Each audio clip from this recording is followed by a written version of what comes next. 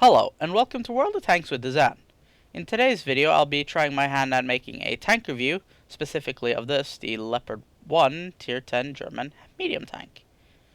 Now, I'll just go through the stats real quick, and then I'll look at the modules, equipment, and crew skills in a little bit. So, first off, we can see that it has 1950 hit points, which is pretty average for a Tier 10 medium. It's a 40-ton tank with an 830 horsepower engine, which leaves us with a specific power or power to weight ratio of 20.52 horsepower per ton, which is really good for a medium tank. And combine that with a 65 km/h speed limit and a 54-degree traverse speed, and you have one of the most mobile tanks in the game. In fact, of the tier 10 mediums, it is only beaten in raw speed by the Batchat 25T, and even then I think it's only in acceleration that one wins. Now, obviously there is a trade-off for all this speed maneuverability, and that is, of course, hull armor. The frontal hull armor is abysmal at 70 degrees, although 70 millimeters, although it is sloped a bit, and if you can bounce surprisingly a lot. I have bounced bigger guns than I would think in this thing, but just don't expect to get much bounces in this. Side armor is 35 and the rear is 25, so I mean, you get hit in the side or rear, you will get penetrated. And this thing is, sometimes I feel like this thing is made of ammo rack. But yeah, we'll get to that later. Turret is 52, 60, and 60, so for some reason the front of the turret is weaker than the rear, side and rear, which makes absolutely no sense to me, but again, it's very rounded though, so it can bounce, and it will bounce, as you'll see in some of my replays that I'll be showing later. Other than that, turret traverse at 36 degrees is alright. I guess I don't really have much to compare with. I guess I could compare with, say, the T62, which has a 48-degree traverse on the turret.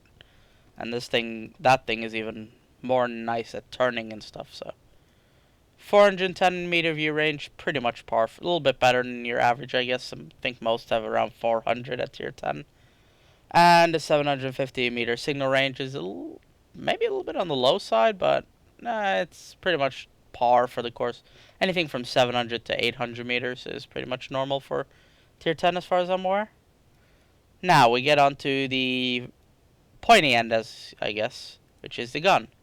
In this case, it is a 105mm, which is very similar to the gun on the British and American tier 10s.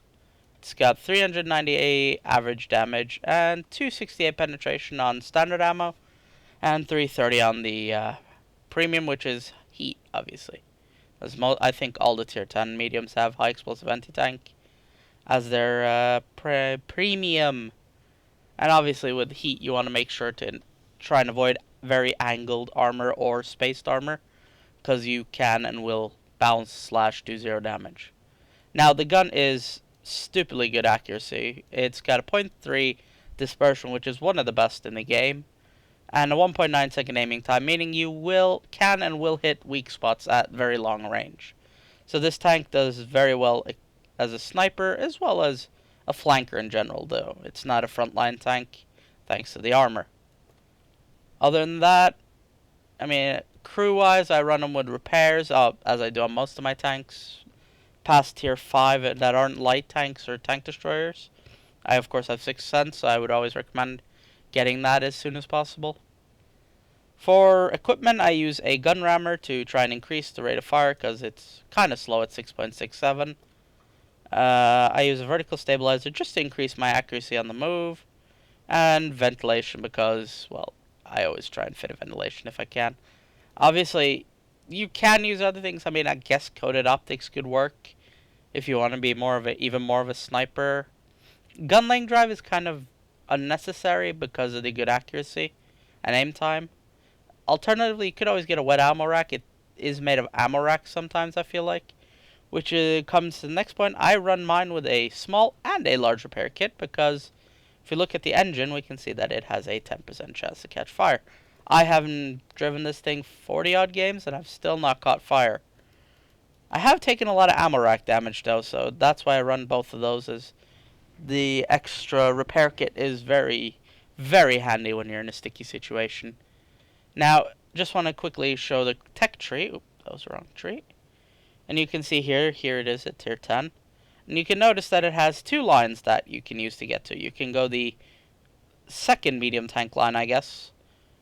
And then you can go the light tank line. Now, I went the light tank, and I would say that's arguably better because the Aufklärungspanther and them kind of prepare you for the playstyle.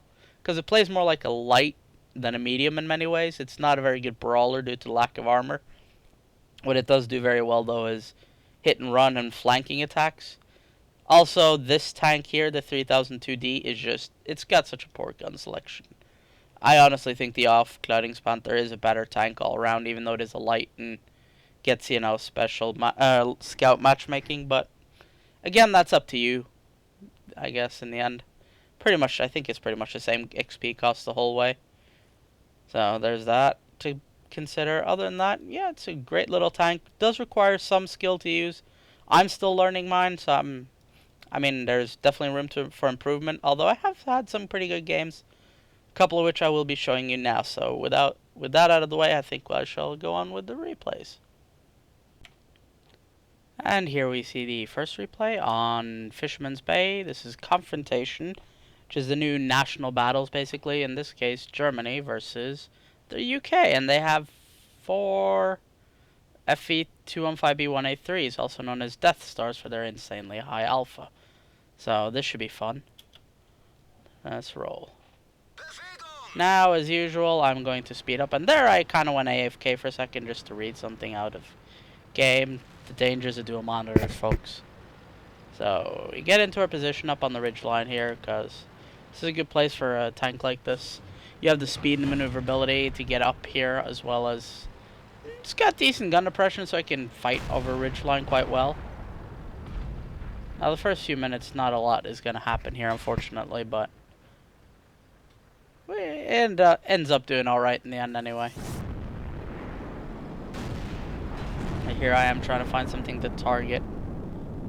The main thing when you're playing a support tank like this, and oh, a bounce off the turret. As I said, they don't happen very often, but they do happen.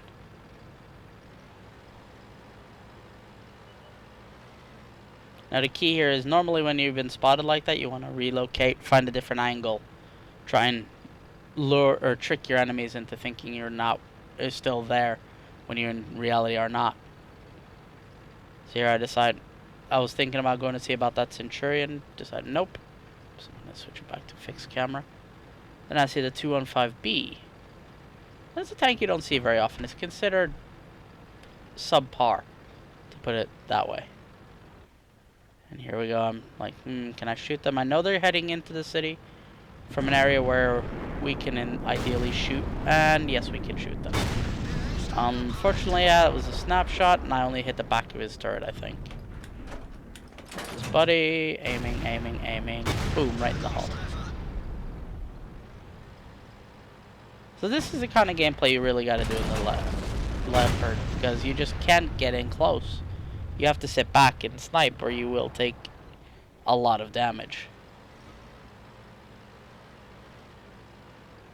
I may not be playing optimally here. I got a little bit too greedy trying to get those 215s. You can see one of the 183s, and we take a hit for our troubles.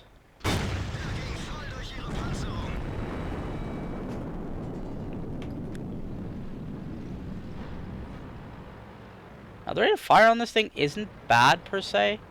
I mean, 7.59, there's just shy of 8 seconds on a 390 alpha gun is not bad by any stretch of the imagination. And I much prefer a standard, you know, gun like this over an autoloader myself, because it's just more reliable in the long run. So we have a comfortable lead here. We're up 3-0, whatever you want to say. I see one of the 205B 183s. Can't really get a shot, but this Carnarvon here has left himself quite in the open. Take a shot at the side of his turret because, you know, that's going through every time.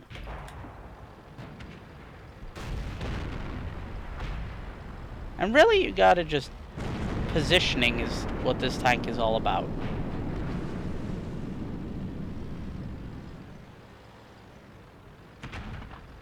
And this is probably not an ideal position, although it worked out alright in the end. Get another lucky bounce right again off the turret. So I don't know what's going on in this game, but I had all the luck. We take him down to 10 health because, you know, asking for an extra 10 health on a roll like that would be pointless. And then we get him at a really bad angle. He manages to bounce the shot. So we've done a couple thousand damage. Pretty even match, although wasn't supposedly an even match, but as you can see, our team are quite comfortably ahead. Hello, trying to catch up, but he's taking a beating.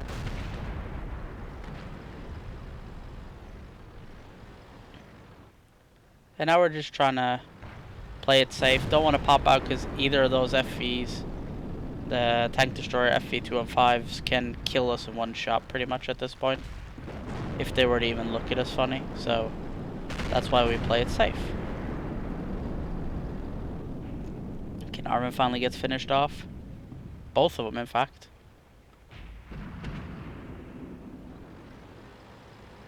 Let me see. Okay, there's one of the last FVs.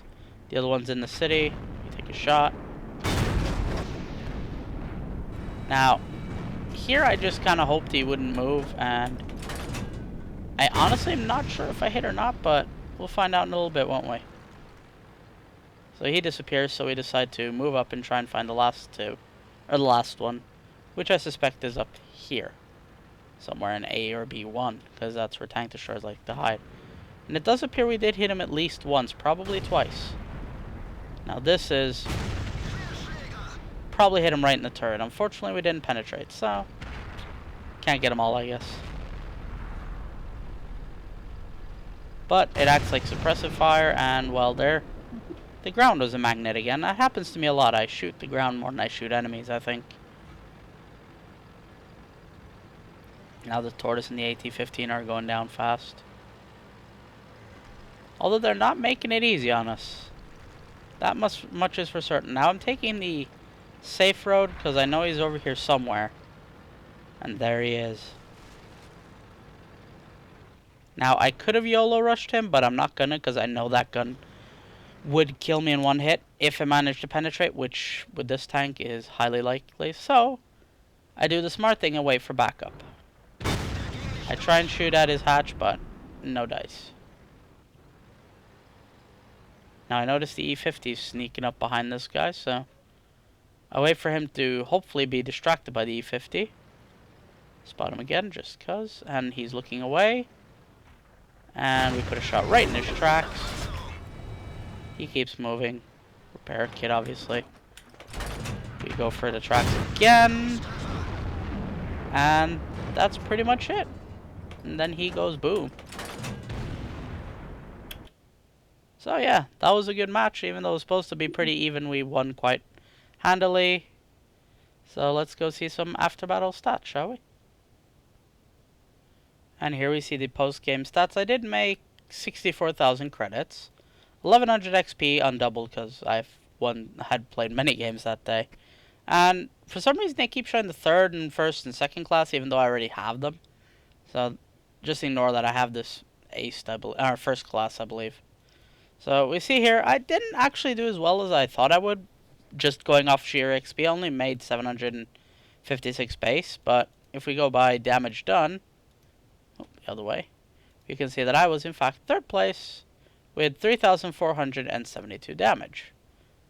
I took one or two hits, and I also did some spotting damage, but not too much. If we go here, you can see that I shot 16 shots, 14 of which hit, and only 10 penetrated. I did do some snapshots and bad dodgy angles, so it's to be expected. I still managed to pull out at 3,400 damage, which is quite good in my opinion. This says 3 hits taken, 1 penetrated, 2 balances, which is astonishingly lucky for this tank. I didn't kill anything by the looks of it, but I did damage 5 enemies, so I contributed. I just didn't kill anything. As I said, did 548 spotting damage, and I traveled quite a distance actually for the size of the map. You can see that I did in fact make a healthy profit, which is rather rare on a tier 10, I have to admit. They tend to be quite expensive to run. And as I said, 1134 XP, which is not good but not bad. It's just a thing. But it was one of the better replays I had of the day, so let's go to the best replay I've managed to get in this thing so far. And here we see replay number 2 again in the Leopard, obviously. This is Prokhorovka, or however you pronounce that. I don't speak Russian. It's a slightly better matchmaking for me. I'm just going to start it. Now here you have many options. I personally prefer the hill if I can, because it gives you a commanding view of the battlefield, especially with the decent view range and accuracy this gun has. Now we have some... Well, the team spreads out pretty evenly at first. It's quite uneventful, as most games are at this stage.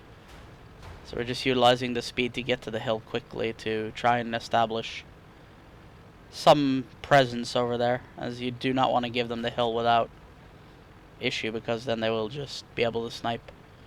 So basically a lot of this fight or this map centers around this hill, even though, you know, generally speaking it's not near the cap, but it gives you a good view of the cap. And that was a bit rambly, but sorry about that. So you know I was spotted because I was fired at. This is before I got Sixth Sense. I believe I got this after this battle, or I just acquired it anyway. So you can see there is many of us here. It's me, the 215B, and the T-44, which is alright. I mean, most of the tanks go that way, which is fine. Then you have these idiots up here. Sorry to call them idiots, but that's a stupid location for anyone to be in. So we can see that there's a Pershing, a T-30, and a T-62A up here that we know of. There will be more. Spoiler alert. So we fire a blind shot at the Pershing. No idea if that hit or not.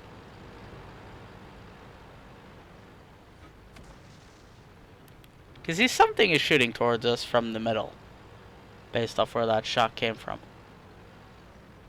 Now those two are trying to put fire down on whatever's in the village. I'm trying to, you know, suppress up here, and oh, I take a big hit. That was not a very pretty hit. Although only 488 damage, which I thought was very low for a T-30. I do not think it was the T-30 that did it either. And oh, here's one that's disrupting the cap, is a 110. Chinese tier 8 heavy. Very solid tank all around from what I can tell. And here you can see the decent gun depression allows us to use this ridge line to decent effect, although bad angle at the lower hull, or the hull there, means we bounce. Now I do know silhouettes sometimes bug out, so just be aware of that. But we put a decent hit on him there. It was a little bit of a low roll. I mean, the average damage is 390. There we go.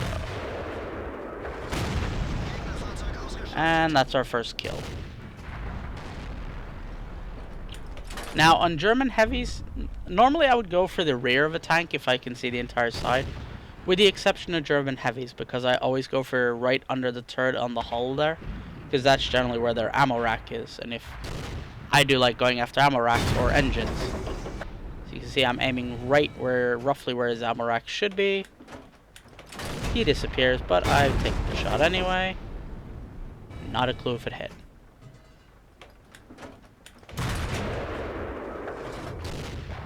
And he's behind cover, so do not have a clear shot.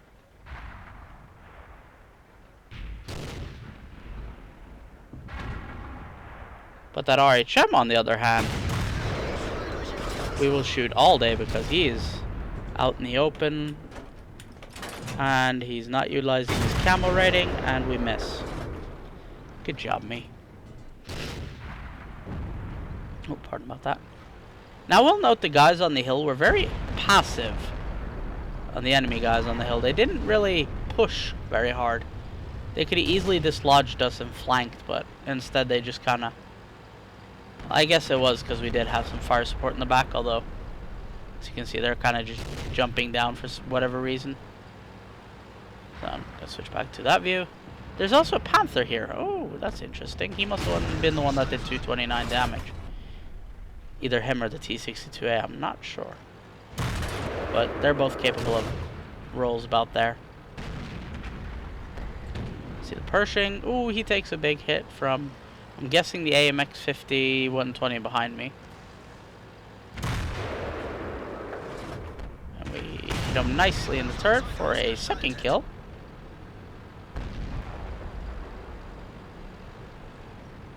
There's now a second E75 by the cap, I might point out. I think it's a second E75 anyway. Yeah, it is.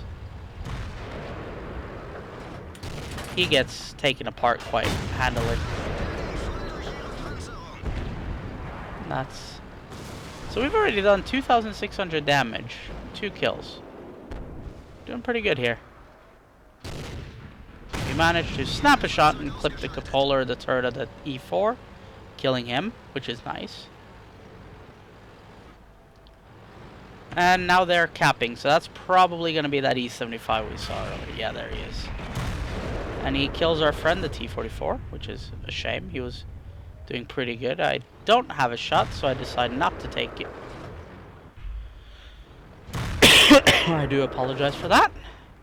And now the T-30 is getting a bit brave, so he puts a hole in our FV friend. Oh, the E75 hits us. And this is where the double repair kit comes in handy, because now we have an extra repair kit. Oh, the Panther YOLOs. And can we save our ally? Yes, we can. And I'm not sure if he did that intentionally or if that was just bad luck on his part, but thankfully they blocked the shot that could have been from the T-30 could have hit putting us instead. So now it's just me and this Foch instead, which is French tier 9 if you didn't know that. I'm just kind of blind firing where I last saw him, but yeah. This guy got incredibly lucky. I missed him so many times. Like, I don't know where half of my shells disappeared to, but it didn't seem to be on target, let's put it that way. And they finally get rid of him. But just as he kills him, he gets killed by their T-62. So sometimes you gotta use your allies as armor, basically, because you have none yourself. So in this case, I let the Foch deal with the tank, the T-62A, put it in terms like that, and then I just help him out by doing that. 5 kills, 3,900 damage done. Can't complain. We missed the AMX. I don't know where the hell that shot went, because it was right on target. We get shot from behind, but there's... Oh, that's what hit us. So... And now we heard he fired at least twice, so... And he hit us once, so he's either got 1 or no shots left. Based off his actions, he's probably reloading for the next 20-odd seconds. So me and the Foch go after him. At this point, there's only the T110E4 and the 54E1 not alive, I might add. And I'd just like to point out this was in fact a 45% chance to win on our part, so so people who use XVM and think, oh no, we're gonna lose because XVM said so. Not always true. Now this is probably the luckiest moment I've had in a long time. Bounce! And snapshot. So we've done 4,600 damage that we've seen. Now there's only a T110E4 left, and we probably won't get there in time. The E1 points out how lucky I am, and I totally agree with him. Because that shot should have gone right through that plate, but bad angles. And that's the replay done, so let's go look at the stats from that. And here we see the after battle report. As you can see, I made a nice, healthy 93,000 credits. 1,700 XP. This was obviously undoubled. It was not my first win of the day. I do believe that was my first, the actual first class badge, as well as I got a high caliber and obviously a top gun because I got 6 kills. So as we can see, sorting by XP, we can see that I got by far the most. Although, shout out to the enemy T-62A who did manage to secure himself quite a good amount of XP and damage. And obviously I did 5,382 damage. If we look here, 26 shots of which 19 hit, which is surprisingly low for me. I don't know, can't think of the top of my head how much percentage that is, but it's not a very good percentage for me. I should have higher. But out of those 19 hits, 17 were penetrations, so that was pretty decent, which allowed us to do 5,382 damage. We also took 5 hits, which only which 4 penetrated, and 1 bounced. That 1 non-penetration was what kept us alive at the end there, as you saw from the E1. Because 2,000 potential damage received, yeah, that would have killed me. 10 enemies damaged, and 6 of those were kills. So that's a pretty good result in my opinion. And even got 700 spotting damage, so not bad. We came out of that with a nice healthy profit of 41,152 credits, and as I said, 1,700 XP. Anyway, let's move on, shall we? Okay, hopefully this video has given you insight into the strengths and weaknesses of the Leopard 1, and how you can use them to your advantage, whether it be driving one on the battlefield or fighting against one on the battlefield. So with that in mind, thank you for watching. Please remember to like, favorite, and subscribe, and I will see you all next time.